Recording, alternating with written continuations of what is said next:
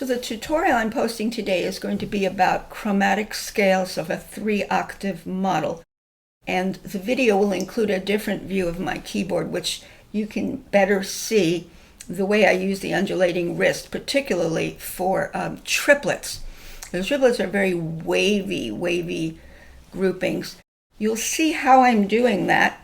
And the model we use basically is 3 octaves of triplets in a chromatic scale. It will be a B-flat chromatic scale with both hands playing the root, an octave apart.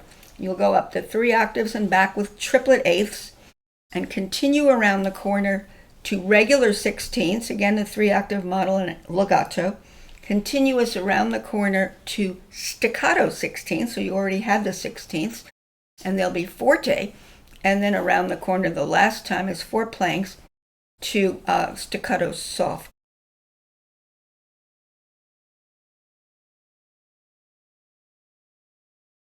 And one thing that's really important that might not have been mentioned is when you start a scale, you take a very natural, full-bodied inhale, and as you start to exhale, you then roll into the scale from the bottom. I always say roll into the scale, so you don't get this kind of scale with an accent when you start.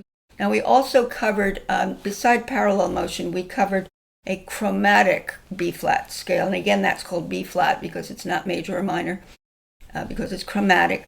And in that one, we look at the contour of the triplets and the groupings of the notes and how to create a very beautifully phrased scale. Because after all, a scale or an arpeggio, whatever you choose to do, or both, have to cross-fertilize into your music when you draw on the various choreographies and the phrasing.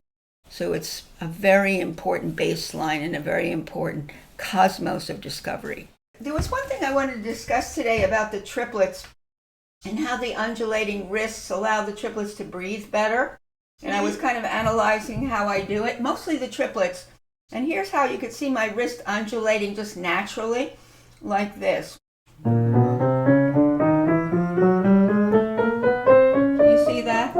Yeah.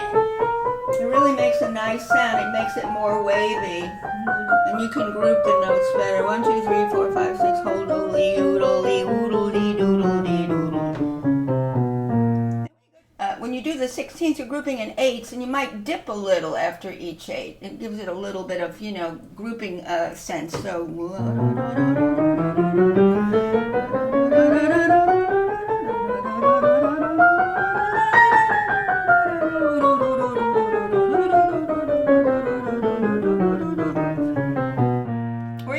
Every 16, it would still be nicer, like here.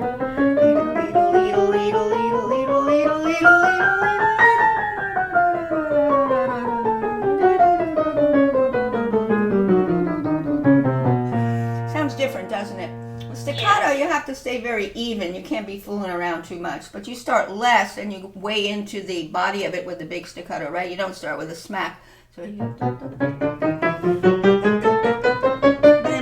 I'm still grouping in a way.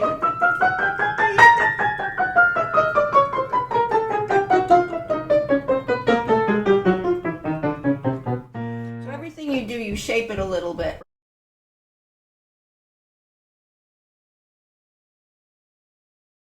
Yes. I just let my wrist breathe. That's what I call it. I'm breathing with the wrist. Because I don't want to start counting too much. I just want to feel these waves.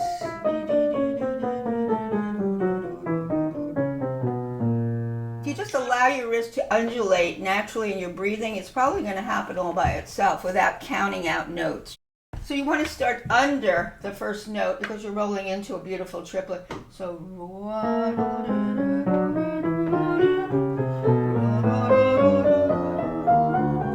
you see what I'm doing?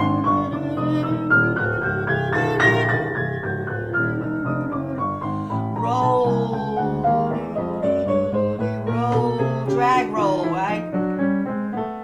So if you drag roll, you won't get da da da da da da. You'll get ooh, vowels, more vowels. See, I'm dragging a little bit, my finger to finger, dragging through the honey.